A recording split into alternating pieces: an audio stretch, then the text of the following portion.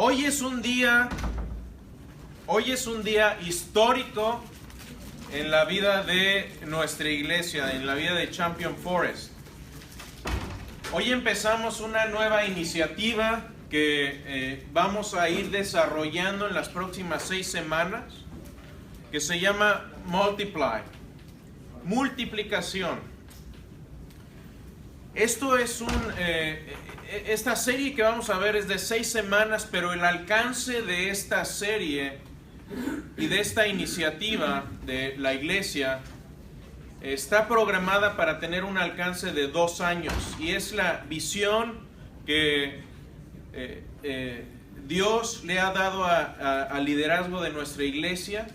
Es algo que yo creo que va a cambiar de manera muy radical cómo hacemos las cosas de ahora en adelante. Y en la vida de la iglesia ha habido momentos claves, y creo que este va a ser uno de ellos. Si tienen su material ya, es para que se lo lleven, pero que también lo traigan la próxima clase. Y si abren este material en la página 62, está el material de la lección de hoy. Ahí pueden abrirlo, hay un espacio ahí para notas. Pueden tomar notas de la clase, y la clase en sí empieza en la página 65.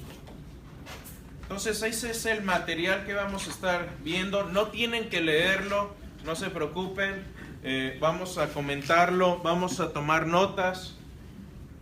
Pero quisiera empezar con un par de versículos que son los versículos claves de esta serie que vamos a estar emprendiendo, que está basada, este pasaje está basado en Corintios, pero nuestra serie está basada en un estudio en Colosenses, y vamos a recorrer la carta de Pablo a los Colosenses, y lo vamos a hacer en la forma familiar que ustedes ya conocen. Simplemente vamos a hacer un paréntesis de la serie que estamos viendo ahora para enfocarnos a esto.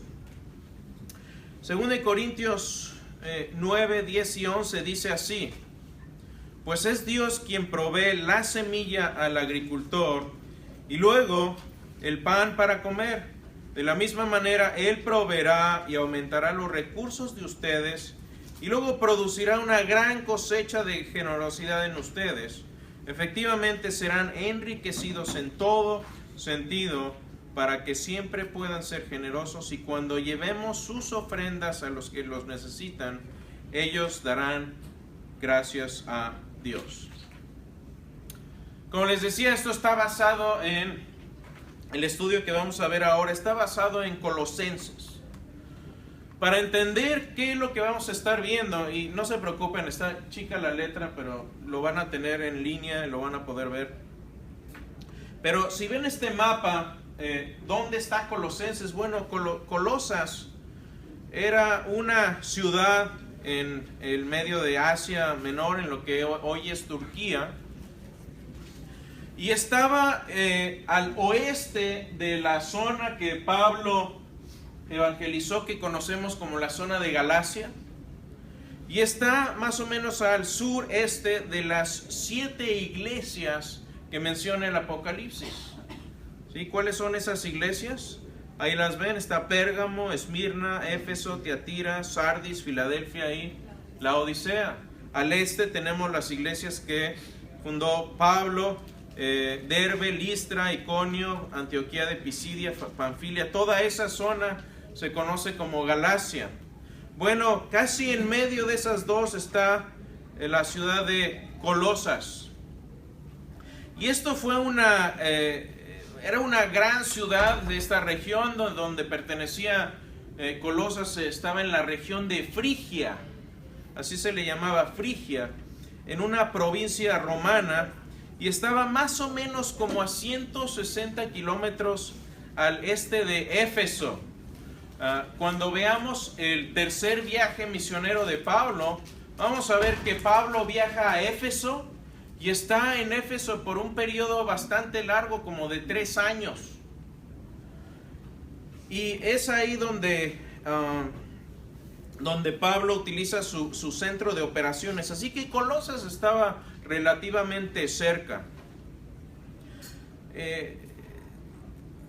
Colosas era un lugar bastante próspero y con mucha historia, y era un lugar donde había muchos gentiles, pero también había una presencia muy importante de judíos. Entonces, ¿ya están conmigo más o menos en el entorno histórico, geográfico de donde estamos? Que esto va a jugar parte importante en lo que vamos a ver. Me gusta ver de dónde vienen los nombres. ¿Se acuerdan que hablábamos de Tesalónica? ¿De dónde viene el nombre de Tesalónica? ¿No pusieron atención ese día? Los voy a regresar, Era el nombre de una parienta de Alejandro Magno. Así ya se les salió. El café ya cayó, ahora sí, ya me acordé. Bueno, Colosas tiene también un nombre peculiar, porque Colosium era el nombre de un color rojo púrpura que se utilizaba para teñir telas y lana en la zona de Colosas. Por eso se le llamaba así. Había una cantidad de industria textil en esta zona, y esta lana roja que salía de ahí le llamaban Colosium. Entonces de ahí sale esta palabra de Colosas. Ahora, ¿qué tan importante era Colosas como ciudad? ¿Qué tanta importancia tenía? Bueno, el historiador griego Strabo dice que era una ciudad, le llama en el griego polisma, pero no era una gran ciudad como por ejemplo la Odisea, que le llama una gran ciudad. Para esta época ya empieza a bajar de categoría en cuanto a ciudades importantes. Sí era ciudad importante, pero no era tan importante como otras. Pero en tiempos más antiguos, Heródoto, un historiador aún más antiguo, le llama una gran ciudad de Frigia. Y Alejandro Magno, el mismo Alejandro Magno, conquistador de todo el mundo conocido en la época antigua, dice que era una ciudad populosa, grandiosa y próspera. De hecho, uno de los grandes historiadores romanos, que se llamó Plinio el Joven, excluye la ciudad de Colosas de su lista. Él hizo una compilación, una lista de las ciudades más importantes del mundo antiguo, y no la incluye ahí a Colosas. Entonces, hubo un tiempo en que Colosas tuvo gran afluencia, que era una gran ciudad próspera, pero para este tiempo, ya en el siglo I, para cuando Pablo está escribiendo esta carta, ya había bajado de categoría la ciudad.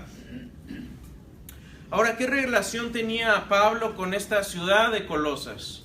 ¿Alguien sabe quién fundó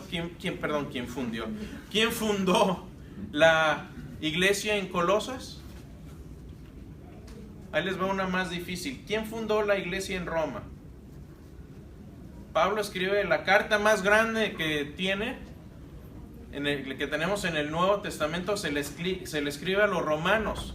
¿Quién fundó la iglesia en Roma? ¿Quiénes? ¿Cuáles? ¿Cómo se llamaba? ¿Quién? No sabemos. Gracias. Bueno, aquí no nos vamos a quedar con la duda. Hey, ¿saben qué? Yo hablo con Katia y le digo, ¿sabes qué? No sé, es una respuesta perfectamente razonable. Pueden usarla, no hay ningún problema, no me voy a enojar. Pero aquí, a ver, ¿qué relación tiene Colosas con Pablo? Bueno, Pablo no fundó tampoco la iglesia de Colosas. No los conocía, y eso va a ser evidente ahora que leamos la carta. ¿Cómo sabemos que Pablo no fundó la iglesia de Colosas? Bueno, porque sabemos quién la fundó, eso viene ahorita. Pero si leemos Colosenses 1:4, Pablo dice así, dice, hemos oído de su fe en Cristo Jesús y del amor que tienen hacia todos los santos. Hemos oído. No lo ha visto, lo ha oído. le ha venido la noticia de que tienen fe en Cristo y amor por todos los santos. Si vemos por ahí también en el capítulo 2, y por cierto pueden abrir sus Biblias en Colosenses porque vamos a estar ahí pasando bastante tiempo si quieren ir siguiendo estos pasajes. Dice Pablo: porque quiero que sepan qué gran lucha tengo por ustedes y por los que están en la Odisea y por todos los que no me han visto en persona. Ahí está más que claro, ¿no?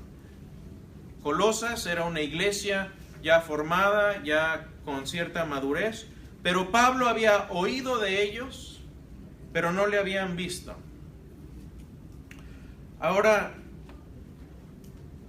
¿de dónde escribe Pablo esta carta?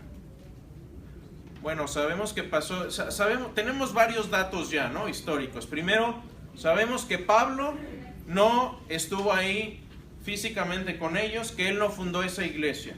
¿Sí? ¿Están conmigo? Sabemos que más, que estuvo en Éfeso durante bastante tiempo, 3 años, y que Éfeso está como a 160 kilómetros de Colosas. Entonces está como que a un tiro de piedra, ¿no? Ahí. Sabemos todo esto. Ahora, lo que no hemos mencionado es de dónde escribe Pablo, dónde estaba él físicamente cuando escribe ya esta carta, ya después de que pasa tiempo en Éfeso. Bueno, sabemos con bastante certeza que esta carta la escribe desde la cárcel.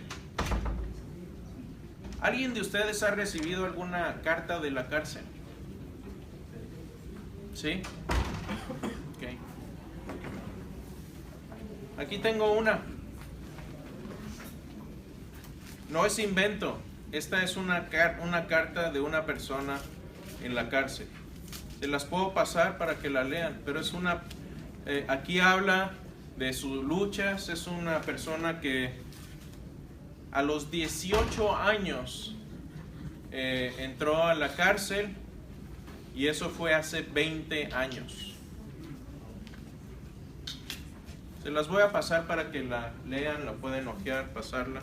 Déjame, sacarla mejor para que sea más fácil. Pero esta es una carta de la cárcel. Ahora, sabemos que Pablo escribe esta carta desde la cárcel, y no voy a aburrirlos con todo el trasfondo histórico, pero lo más seguro es que haya escrito esta carta desde Roma, ya al final de sus tiempos. Tal vez después vamos a ver en el estudio que estamos viendo que muy probablemente Pablo salió después de ese cautiverio en Roma y regresó al campo misionero, pero vamos a dejarlo eso en pausa. Pero lo más seguro es que Pablo muy posiblemente escribió esta carta desde su cautiverio en Roma. Bueno, si Pablo no fue el que fundó esta iglesia, ¿quién fue? ¿Quién fue el que fundó la iglesia? Bueno, la carta misma nos da la pauta de quién fue el fundador de la iglesia en Colosas. Si leen Colosenses 1, del 7 al 8, ahí está la clave. Y hermanas jóvenes, y todavía no han puesto nombres para sus hijos, este es uno bueno. Fundador de la iglesia en Colosas se llamaba Epafras. Dice así Pablo: así ustedes lo aprendieron, está hablando del evangelio, lo aprendieron de Epafras, nuestro amado consiervo, quien es fiel, servidor de Cristo de nuestra parte, el cual también nos informó acerca del amor de ustedes en el Espíritu. Entonces, cuando hablamos de que Pablo oyó y supo de la fe de estos hermanos en Colosas, ¿de quién le vino la información? De Epafras. No solo eso, sabemos que Epafras era de Colosas. ¿Por qué? Porque escribe esto Pablo: Epafras, que es uno de ustedes, siervo de Jesucristo, les envía saludos. Entonces ya sabemos bastantes cosas de esta carta, y esto nos va a ayudar a entender un poco más el contexto. tengo un buen comentario y puse una cita aquí acerca de cómo pudo haberse suscitado esta situación de dónde sale Epafras y cómo es que funda la iglesia y todo esto. Y esto es lo que dice Douglas Moo en su comentario a los Colosenses. Dice, Epafras se contactó con Pablo en Éfeso durante su tercer viaje misionero, en donde pasó 3 años en esa ciudad. Pablo no restringe su evangelismo a Éfeso, sino que lo expande a otras ciudades. Posiblemente Pablo envió a Epafras a Colosas a evangelizar por ser nativo de ahí. Entonces Pablo no se quedó, cuando estuvo en Éfeso, mandó trabajos misioneros desde Éfeso. Éfeso fue su base de operación por largo tiempo, pero no se enfocó nada más en ellos. Él tal vez habría visto, a ver, hermano, ¿usted es de Venezuela? Ok, de regreso a Venezuela, ni modo, a evangelizar allá. ¿Usted es de Salvador? Vámonos para Salvador. Y así, él dice, no. Salí de Guatemala, no quiero ir a Guatepeor. Pero fíjense, esa era la forma en que operaba el apóstol Pablo. Pablo no se andaba con rodeos. Él decía, él veía la necesidad de la palabra de Dios, veía la oportunidad, dijo, Epafras, venga para acá, ¿de dónde es usted? Déjeme, le enseño el evangelio, y se me va para su tierra y lo enseña para allá. ¿Cuándo se escribió esta carta? El origen de esta carta, bueno, decíamos, muy posible que Pablo haya escrito desde su cautiverio en Roma. ¿Quién es el autor? Bueno, la misma carta también nos dice que fue Pablo, pero no fue el único. De hecho, hay una controversia muy grande en cuanto a Colosenses, que si le escribió Pablo, que si no le escribió Pablo, que si el lenguaje es diferente a las otras cartas que escribió Pablo. Bueno, aquí sucede algo interesante. Otra pregunta de trivia, y esto es para que sigan recordando lo que hemos visto, porque tiene importancia hacia atrás. Pregunta: ¿cuándo se convierte el hermano Timoteo al cristianismo? Específicamente, ¿en qué viaje de Pablo? ¿Quién da más? ¿Primero, segundo, tercero? ¿Ninguno de los anteriores? Esto ya lo vimos, no les estoy preguntando material que no está en la clase. Segundo viaje misionero. Ahí es la segundo.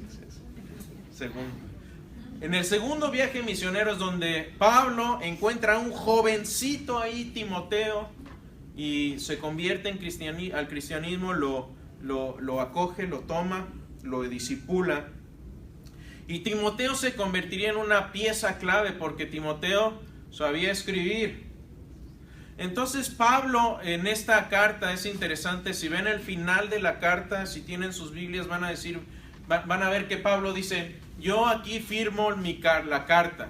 Entonces es muy posible que cuando tenemos un escriba que está tomando el dictado y las ideas de otra persona, como lo pudo haber sido Pablo en esta carta, es posible que el amanuensis, esa es la palabra técnica correcta para un escriba de este tipo, el amanuensis haya tomado cierta libertad al escribir el texto también. Entonces, por eso podemos ver variación entre textos, otras cartas de Pablo y esta carta de Colosenses.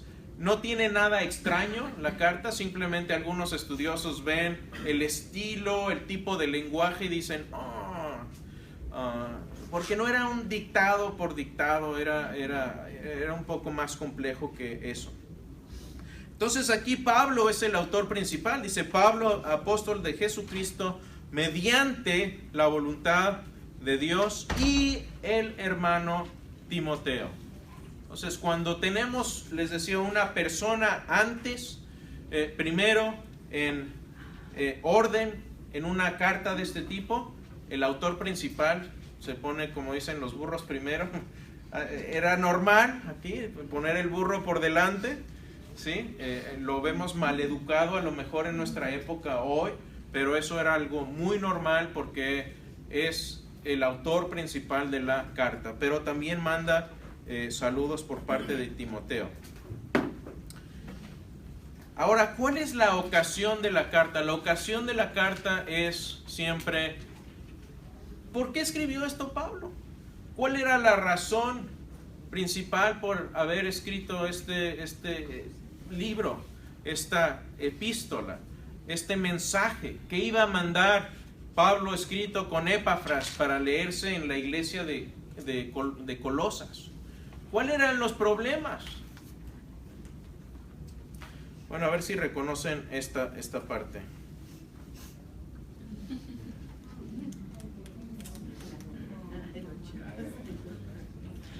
¿Qué es eso? Pues quién sabe, porque ahí parece como que eso parece como sushi y es un buffet, un revoltijo asiático ahí. Bueno, esto es un poco parecido a lo que a mí me pasó de joven. Hace como 1000 años me sucedió que yo todavía estaba estudiando, estaba ya en la preparatoria y me entró la onda de las artes marciales. Como que vi suficientes películas de ninjas y de Bruce Lee, me tocó todavía la parte, no de los 60s, pero ya en los 70s las películas de Bruce Lee todavía se escuchaban. Cuando muere Bruce Lee, su hijo sigue haciendo películas, etcétera. Entonces me metí a artes marciales, estuve varios años ahí, como me ven, pues no era tan malo. Llegué a un punto antes de hacer el examen de cinta negra en Taekwondo y ya me tuve que ir a estudiar a Monterrey. Cuando llegué allá, la carga de estudios era tal que dije, o me gradúo o le hago al Bruce Lee, y preferí graduarme. Pero cuando entré a artes marciales, empezaron a entrar también ahí varios tipos de filosofías. Yo decía, bueno, el cristianismo me gusta, es lindo, es bonito, Dios, y es la tradición en la que yo crecí, pero la filosofía oriental, qué buena es. El zen budista, el zen y el budismo, todo eso me llamaba la atención. La filosofía oriental empezó a hacerse ahí un buffet, un Frankenstein de ideas. Y eso es un poco lo que pasa hoy en día y lo que le pasó a la iglesia en Colosas también, que llegas con un fundamento, tu fundamento está medio arenoso y te empiezan a llegar otras ideas y dices, uy, esta idea me gusta y esta idea me gusta, pero ¿en qué te basas para escoger estas ideas? En lo que te gusta. Pregunta, ¿el que a mí me guste algo lo hace verdad? No. El que algo me guste no lo hace necesariamente verdadero.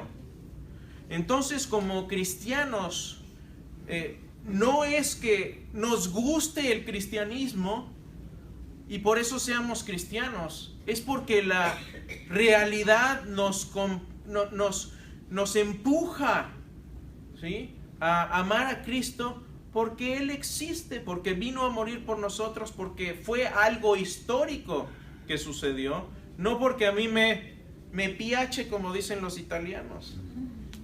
No es de que me guste, ¿sí? No es de que soy cristiano para que se me haga la vida más fácil. ¿Saben qué? A mucha gente no se le hace la vida más fácil cuando se hacen cristianos. Pregúntenle a algún musulmán. Te cuesta la vida si se enteran que tus padres que eres cristiano, y ha pasado. Entonces, esa idea de que hazte cristiano porque tus problemas se van a resolver y la vida va a ser más fácil, no es bíblica. Ahora, no quiere decir que problemas no se vayan a resolver cuando sigues los mandatos de Dios. Claro que sí. Cuando tú utilizas un automóvil en la manera en que el diseñador del automóvil te lo está recomendando, va a tener mejor vida, va a entrar menos al taller. Pero eso no quiere decir que como cristianos se nos va a arreglar todos los problemas.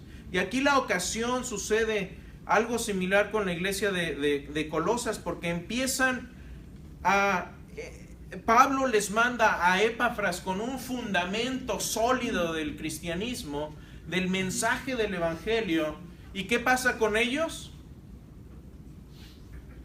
Me gusta esto, me gusta, como en el buffet, unas alitas de pollo, un pollo Szechuan y algo de comida mexicana, ¿por qué no? 2 tacos y una pizza al final. Y todo con helado. De veras, vamos a muchos buffets, tienen de todo. Vayan al Golden Corral y tienen desde barbecue hasta comida asiática. Así estaban nuestros amigos colosenses, así está nuestra sociedad hoy también. ¿Qué me gusta? Lo incorporamos al buffet de ideas. ¿Es verdad o no? No me importa. Con que me guste, con que yo lo crea es suficiente. Bueno, no es suficiente, hay que ver cómo es la realidad. Entonces sucede que empiezan los colosenses a escuchar por ahí a algunos falsos maestros, y su evangelio empieza a corromperse con algún tipo de filosofía oriental, algo de legalismo judío y algo de gnosticismo. Ahorita vamos a hablar de esto. Pero no tenemos un poco de idea de lo que está pasando allí en Colosas, pero esto es como cuando estamos escuchando a alguien hablar por teléfono y nada más escuchamos un lado de la conversación, ¿no? Uy, ¿y cómo está la tía Juanita? ¿De veras? ¿Y qué le hizo?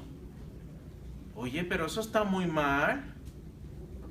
¿Y no le dijiste nada? O sea, ¿cómo de qué nos enteramos? Pues no mucho, pero como que hay algo mal, como que algo pasó por ahí, no sabemos qué. Y esto es un poco similar a lo que nos pasa cuando leemos Colosenses, que nos damos un poco cuenta de las tintas, de las ideas que Pablo está tratando de refutar, pero no sabemos exactamente qué, no podemos poner el dedo en la llaga precisamente. Pero si vemos lo que está sucediendo en su totalidad en Colosas, vemos el entorno histórico, vemos de lo que Pablo está hablando, nos damos cuenta de que hay estas 3 cosas: filosofía oriental, legalismo judío y gnosticismo. Si quieren meterse un poco más a esto de lo que es el gnosticismo, si se acuerdan, lo vimos cuando vimos la serie de historia de la iglesia. Ahí vimos 2 clases acerca del gnosticismo. Pero les voy a dar un resumen aquí de lo que era el gnosticismo en aquel tiempo. En el siglo I, el gnosticismo no estaba tan bien formado como se forma ya en el siglo II. ¿Qué es el gnosticismo? Bueno, el gnosticismo es una idea que viene de los griegos, que en pocas palabras dice que todo lo que puedas ver, todo lo que es visible, lo que es físico, es malo. Pero lo invisible, lo espiritual, lo mental, es bueno. Lo que pueda ser visto es malo, lo que queda oculto es bueno, el cuerpo físico es malo, el alma es buena. Esa es la idea fundamental detrás de esto. Y en el cristianismo, ¿qué somos? Somos las 2 cosas. Si no, Dios nos hubiera hecho seres nada más espirituales. Dios dijo, es bueno que lo que voy a hacer. Cuando Dios nos creó, dijo que era buenísimo. En gran manera. Entonces no debemos asustarnos, pero esta es la idea que algunos cristianos empiezan a incorporar y dicen, no, esta parte de allá es mala, tenemos que enfocarnos en esta parte. Y veían el cuerpo físico como una cárcel, como una prisión de la que había que escapar y salir del cuerpo para poder liberarnos y estar con Dios. Y esto es una idea platónica. Platón era el que expuso muchas de estas ideas, y obviamente estamos hablando aquí en un mundo griego donde las ideas griegas siguen teniendo bastante auge. Entonces esta idea empieza a meterse a la iglesia, pero ¿saben qué? El gnosticismo está muy vivo hoy en día. Una persona una vez me dijo esto: hermano, yo sé que mucha gente allí en su clase se va a ir al infierno. No es broma, de veras. Y lo primero que le digo, oiga, ¿y no estoy yo ahí? Pero ese es el gnosticismo, porque dice, Dios me dijo. ¿Sí? Dios me dijo. Yo le digo, pues Dios me dijo otra cosa, porque otra cosa es la que se escribió en la Biblia. En la Biblia dice que nadie sabe más que Él. Y eso sí, Dios me lo dijo, y aparte lo tengo aquí escrito. ¿Entiendes? Entonces, esta idea de gnosticismo, de, a ver, yo no dudo que Dios pueda hacer lo que quiera, pueda hablarle a quien quiera, como quiera, cuando quiera y donde quiera. Pero todo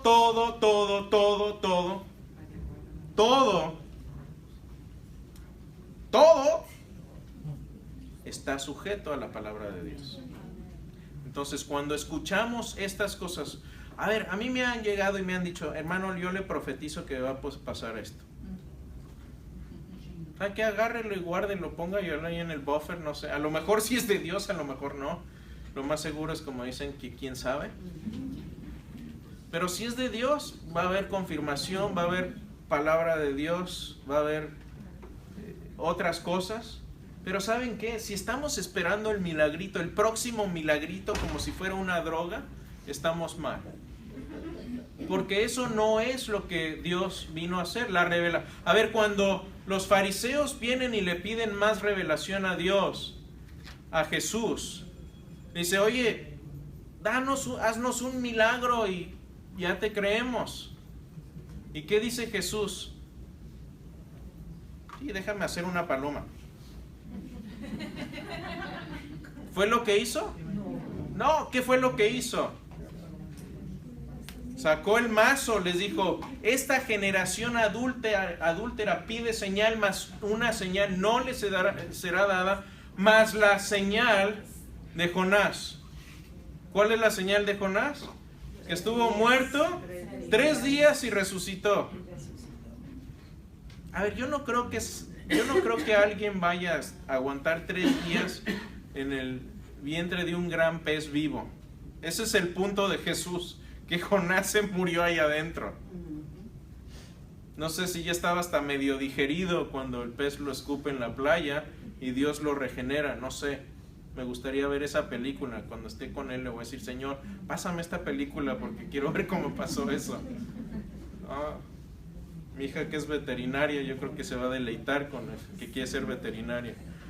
Pero esa es la idea detrás de este tipo de gnosticismo. Bueno, esta idea se infiltró en Colosas y Pablo habla también en contra de esto. Había legalismo judío. ¿Qué es el legalismo judío? El legalismo judío no es nada más que afirmar que uno tiene que guardar la ley mosaica para poder ser cristiano. Esa es la idea detrás del legalismo judío. Por cierto, esto es un gran tema de choque con muchos cristianos hoy en día. ¿Hay que guardar la ley o no? Ahí les va una pregunta. Es más, hagámoslo como una... ¿cómo se llama? Cuando uno pide... Una votación, exactamente. Un voto. Levante la mano el que diga que sí se deben guardar los 10 mandamientos.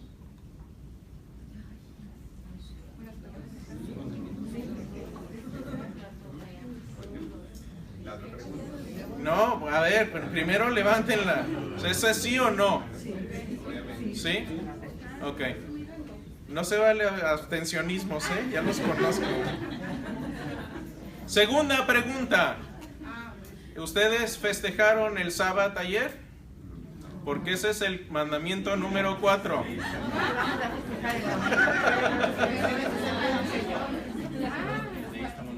Pero el día del Señor no es el sábado. No, porque Él es el sábado. No le voy a contestar. Puede ir a mi página en Facebook. El último artículo que tengo es un artículo más bien académico que he escrito al respecto, donde contesto esa pregunta. Así que si tiene esa duda, le quiere rascar, vaya y lea, porque es un escrito como de 2500 palabras y no va a tomar el tiempo ahorita. No, léanlo. No digan, no. ¿Quieren saber? Léanlo. No me quemé las pestañas para que me digan, no. Sí, hermana.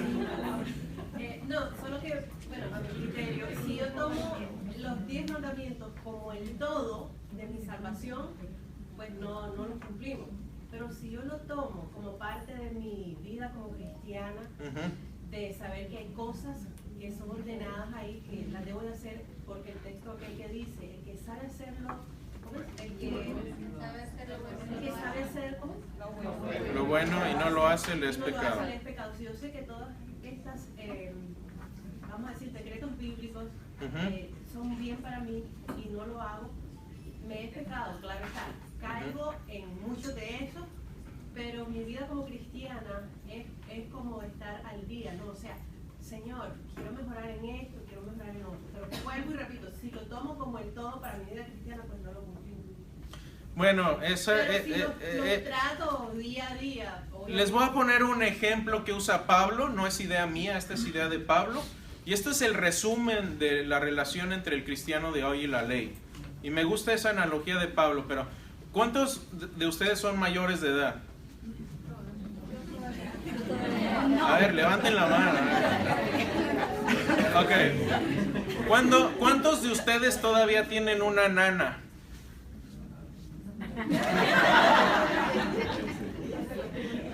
¿Estás yendo a consejería, hermano? Yo vivo con la suegra. Ok. No te puedo ayudar ahí, ¿verdad? Me mata, chiche. Pablo utiliza esa analogía, dice, la ley fue como una nana que nos instruyó, nos enseñó, nos da idea de lo que es el carácter de Dios, de lo que le gusta, lo que le disgusta, pero nos llevó a entender primero que somos imperfectos, que nadie va a ser justificado por medio de la ley de Moisés y que ha venido ya el cumplimiento de esa ley en Cristo, que nos trae una ley más perfecta, más completa y permanente. Ese es el resumen, pero lo pueden leer. Ahora, ¿qué sucede acá? Que algunos judíos no solo estaban metiendo su filosofía oriental, su gnosticismo, sino que estaban diciendo, hay algunas prácticas judías que debemos de guardar. Y ahí es donde sale esta idea del jiu-jitsu. ¿Sí? Es un judío con ideas orientales, con artes marciales y que le mete ahí de lo que le gusta. Me encanta esta foto, no sé por qué. ¿Sí? Entonces, para ellos Jesús era simplemente una de las formas distintas en que Dios se manifestaba y no el Hijo de Dios hecho carne. Para ellos la idea de un Dios hecho carne era algo impensable. ¿Cómo es posible? La carne es mala. Y déjeme decirle, la carne es buena. Hay que comerla. Si no quiere comerla, ni modo, pero la encarnación significa que Dios está con nosotros. Esa es la idea de la encarnación. Entonces estos falsos maestros se infiltran y empiezan a decir que Dios estaba en cierta manera distanciado de nosotros, y que ellos eran la forma en que Dios se revelaba y tenían cierto conocimiento especial, eran ungidos especialmente y Dios hablaba a través de ellos. ¿Suena algo como lo que vemos hoy? Sí. Cuando vemos ese tipo de jerarquía, ¿sí? Hola hermano, ¿cómo está? No soy hermano, soy apóstol.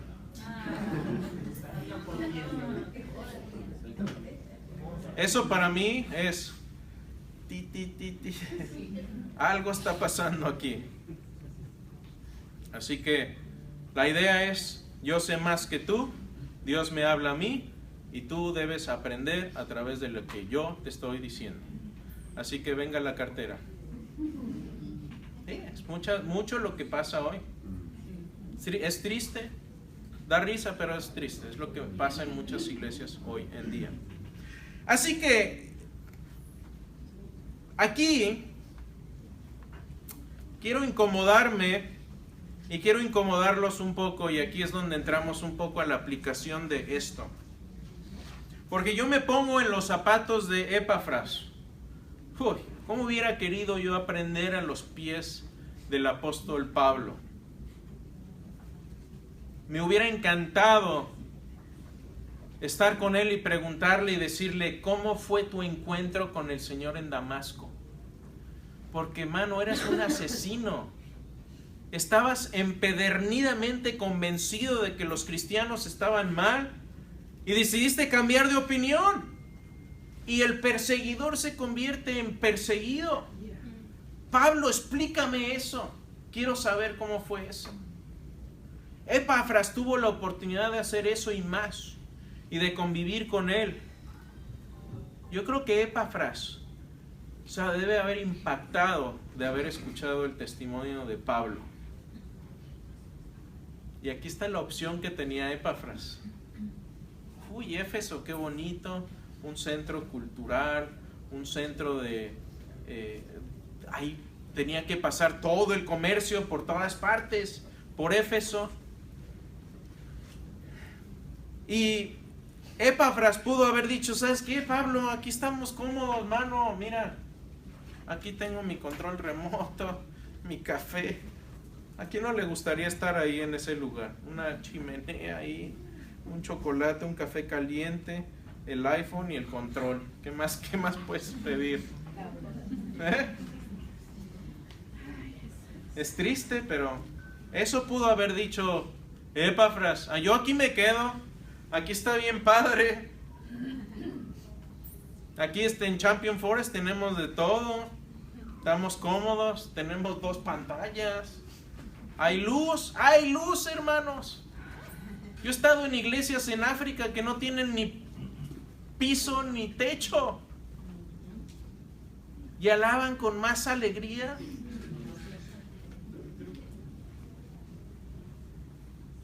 Si no han ido, por cierto, un viaje misionero, vayan, les va a cambiar la vida, la perspectiva.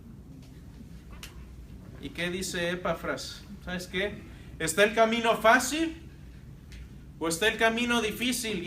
Pero ese camino difícil es el que le va a llevar a la iglesia a la multiplicación, a la reproducción, a compartir el mensaje. Es cómodo estar aquí. Es rico. Hay café, hay pan, hay galletitas. Pero ¿y los de afuera? Ya los incomodó bastante, ¿no? Sigamos. ¿Qué dice el mensaje? Vamos al cuerpo un poco del mensaje. Colosenses 1, del 3 al 4, dice, damos gracias a Dios, el Padre de nuestro Señor Jesucristo. Eso es importante porque está señalando aquí Pablo que Jesucristo es hijo del Dios Padre. Viene con su autoridad, tiene una relación especial con Dios que nadie más tiene. Es el hijo, no es un hijo. Damos gracias a Dios, el Padre de nuestro Señor Jesucristo, orando siempre por ustedes, pues hemos oído de su fe en Cristo Jesús y del amor que tienen unos hacia otros, a causa de la esperanza reservada para ustedes en los cielos.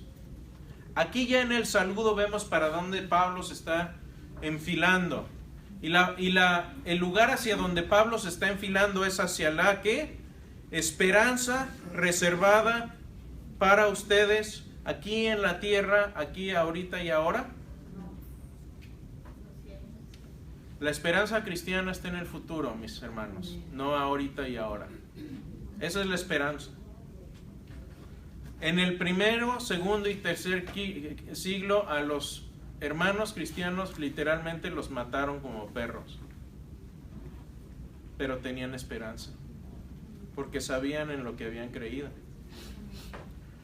¿Cuál es el punto clave de este pasaje? Jesucristo es el centro del Evangelio, y ese Evangelio es lo que nos da la esperanza futura. Y sigue en Colosenses 1, 5 y 6, dice: de esta esperanza que ustedes oyeron antes en la palabra de verdad, paréntesis. Uno debe creer lo que es verdad, no lo que a uno le guste. Si yo me guiara en mis creencias por lo que me gusta, estaría cómodo en mi chimenea con un café y armando legos, yo creo. Yo creo que eso estaría haciendo. Pero sin esperanza. Pero sin esperanza. Creyendo lo que yo quiero, pero lo que yo quiero no lo hace verdad necesariamente. Y dice, y el evangelio que ha llegado hasta a ustedes, que es verdad, así como en todo el mundo está dando fruto constantemente y creciendo. Subrayen esa parte. Ese es el tema central de esta iniciativa que estamos tomando hoy como iglesia. Dando fruto constantemente y creciendo. Estadística reciente del grupo Barna. Hoy en Estados Unidos aproximadamente se fundan más o menos 1,000 iglesias en los Estados Unidos. Qué buena noticia, ¿no? Se cierran 4,000.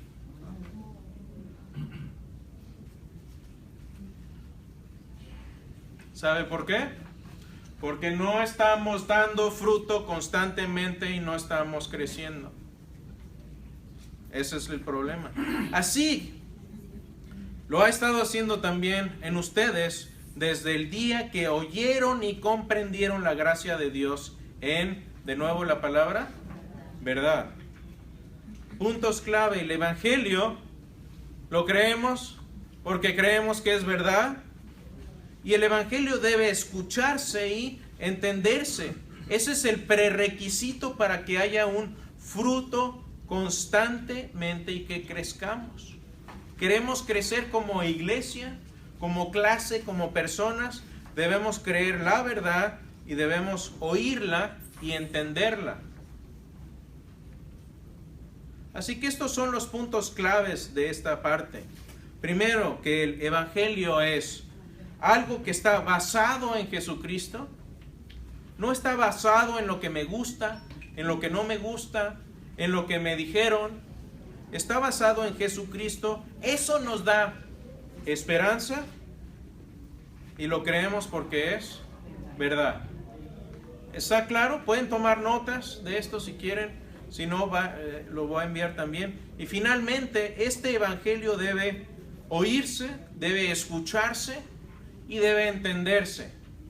Eso es necesario para que pueda haber un efecto multiplicador. Y déjenme enseñarles este efecto multiplicador.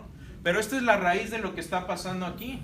Primero tenemos a Jesús, que es el fundamento. Sobre ese fundamento Jesús puso a 12 apóstoles. Uno de ellos fue Pablo, al quien él mismo encomendó en persona. Pablo se reproduce también, tiene ese efecto multiplicador con gente como Onésimo, como Tito, como Silas, como Timoteo. Me faltó Bernabé aquí, por cierto, varios más. Entre ellos está Epafras. Epafras va y sale de su comodidad y se va a Colosas, y no sabemos cómo se reprodujo él tampoco, pero el fruto lo vemos a través de la carta de Pablo, porque Pablo ya está oyendo las buenas cosas que están pasando en Colosas. Si no hacemos si no seguimos este modelo, para cuando sus hijos tengan nietos, va a haber menos de la mitad de los cristianos que hay ahora aquí en Estados Unidos. Ahora en Latinoamérica está explotando, por ejemplo en Brasil está explotando el cristianismo, en China, pero ¿sabe qué? muchas veces es un cristianismo que ha sido corrompido con este tipo de ideas. Así que eso nos debe dar esperanza que el cristianismo está creciendo, pero debe preocuparnos que crezca también recto y derecho y basado en el fundamento que es Cristo y en el fundamento del Evangelio. Continúa el mensaje, Colosenses 1, 9 y 10, dice así: no hemos cesado de orar por ustedes, pidiendo que sean llenos del conocimiento de su voluntad. Esto va en contra de estas ideas de que yo ya tengo el conocimiento, no necesito que me venga ningún conocimiento. No, sí, necesitas obtener conocimiento. ¿Para qué? Para andar como es digno del Señor, haciendo en todo lo que le agrada. ¿Y cuál es la clave aquí? Dando fruto. ¿Ven cómo vuelve a enfatizar Pablo? Dando fruto en toda buena obra y creciendo en, otra vez, conocimiento de Dios. Si Pablo nos está repitiendo estas palabras, es porque creo que quiere que las comprendamos. Cuando un maestro repite la misma cosa varias veces, es porque ahí está la cuestión de importancia. ¿Cuál es el punto clave? Estudiar es requisito para dar fruto. Mucha gente dice, no, es que a mí el Espíritu Santo me fluye y ahí sale. ¿Sabes qué? Es cierto, pero el Espíritu Santo va a trabajar con la materia prima que haya allá adentro. Y si allá adentro hay más que ecos, eso es lo que va a salir de ahí. Necesitamos nutrirnos de la Escritura. Una vez hablaba con una persona y le decía, bueno, tengo un buen comentario del libro de X, si quieres te lo presto. No, a mí yo leo la Biblia nada más. Bueno, Pablo, lean la última voluntad de Pablo en segunda de Timoteo y dice, tráeme mi capa que hace frío aquí en la prisión y también tráeme mis libros y mis pergaminos. Pablo leía, estudiaba, era leído y escribido, como decimos en el rancho. Y nosotros, al decir, no, yo no necesito aprender de ningún comentario, estamos diciendo, la gente que ha dedicado sus vidas a aprender griego y hebreo y a desmenuzar estos escritos, no hay nada que nos puedan enseñar. Eso se me hace un poco arrogante. Creo que hay mucho que podemos aprender de otros, pero usemos el principio paulino. Escudriñarlo todo, retener lo bueno. No todo va a ser bueno. Y lo que no sea bueno lo podemos desechar. ¿Qué más dice aquí? Colosenses, me estoy regresando. En el 11 y 12, ya estamos a punto de terminar, dice, rogamos a ustedes que sean fortalecidos con todo poder según la potencia de su gloria, para obtener toda perseverancia y paciencia con gozo, dando gracias al Padre que nos ha capacitado para compartir la herencia de los santos en luz. ¿Cuál es el punto clave? Ten gozo. El gozo es alegría. Sí, pero no es algo que depende de un estado emocional necesariamente. Uno puede tener gozo en medio de los problemas. Da gracias y comparte el Evangelio. Y aquí vamos a terminar. Este es el último pasaje significativo. Y dice Pablo, ¿cuál es la razón por la que deben hacer esto? Porque Él nos libró del dominio y de la autoridad de las tinieblas y nos trasladó al reino de su Hijo amado, en quien tenemos redención, es decir, el perdón de los pecados. ¿Por qué hacer esto? ¿Por qué compartir el Evangelio a otros? Muy sencillo. Dios te perdonó a ti. Dios te dio a ti la vida eterna. Ve y compártela tú con otros. Y esto es el efecto multiplicador. Díganme ustedes de una manzana, y ahí puse el nombre Jesús porque Él es la manzana original, de la que venimos todos a través del Evangelio. ¿Cuántas manzanas pueden salir de una manzana? ¿Cuántas semillas tendrá una manzana? 6, 8, 10, 12. Y de esas pueden salir 12 manzanas. De esas 12 manzanas, ¿cuántas más pueden salir? Otro arbolito de cada una. 50. Sí. Una vez le pregunté a un trabajador en México, trabajaba a la luz de las estrellas. Me dice, ¿sabes cuántas estrellas hay? 50 veces. Misma idea. Pero ese es el efecto multiplicador. Pero para que un árbol dé fruto, primero se tiene que partir. Cuesta. Y mi pregunta para ustedes es, ¿qué les rompe el corazón a ustedes en cuanto al cristianismo? Les voy a decir qué me rompe a mí el corazón y qué es lo que me mueve. Me mueve esas estadísticas, que hay 4,000 iglesias que están cerrando sus puertas, que hay un sitio de internet que se llama el Proyecto del Clero, donde hay muchos pastores que secretamente son ateos y que se meten a este sitio para poder tener conversaciones entre sí mismos, porque ya no creen el Evangelio, pero siguen en el púlpito, porque eso es lo único que han hecho todas sus vidas. Búsquenlo, se llama The Clergy Project. Es un proyecto hecho por ateos. Les voy a decir que más me rompe el corazón. Me rompe el corazón ver que de 4 jóvenes que entran a la universidad, 3 van a abandonar el cristianismo en los primeros 3 años de su universidad. Y la pregunta es, ¿qué estoy dispuesto a hacer al respecto? Les voy a decir qué va a pasar cuando encuentren esto que les rompa el corazón. No nos vamos a poder quedar quietos, porque eso necesita una acción de nuestra parte. De esto trata Multiply. Nuestra iglesia tiene un gran peso y una carga por todo el noroeste de Houston. Por eso estamos trabajando en abrir campuses, en abrir iglesias, en crecer. Y aquí vemos el crecimiento en nuestra iglesia, pero esto no es lo normal. Lo normal es que se cierren más iglesias de las que se abran. Pero ¿sabe qué requiere de cambiar esa situación?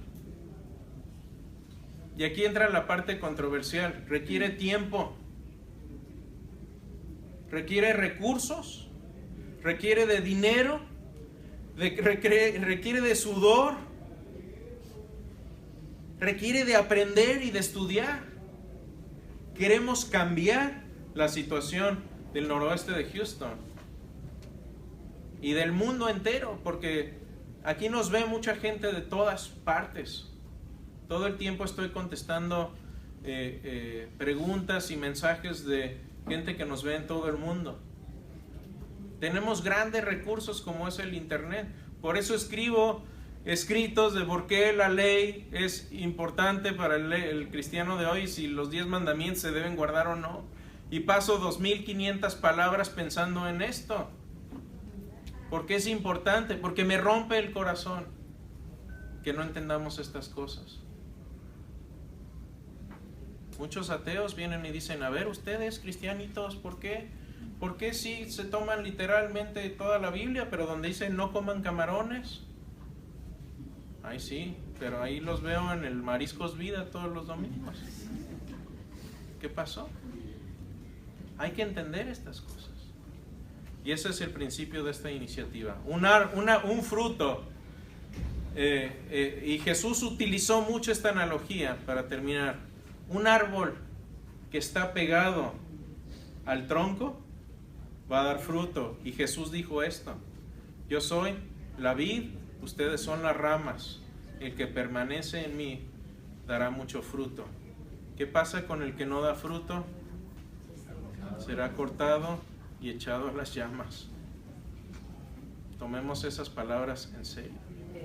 Pero ¿saben qué? Me emociona mucho lo que vamos a ver ahora en el culto con el pastor Ramón. Me emociona lo que viene y me emociona saber que mis hijas y sus hijas tienen un futuro aquí donde el Evangelio va a seguir siendo el centro de sus vidas. Esa es mi esperanza. Y debe ser la esperanza de todos nosotros. Hay esperanza porque la iglesia no depende de nosotros, depende de Cristo. Si dependiera de nosotros, si hubiera dependido del hermano Pedro o Pablo, ya la iglesia se hubiera acabado. Pero no quiere decir eso que por eso nos vamos a quedar con las manos cruzadas.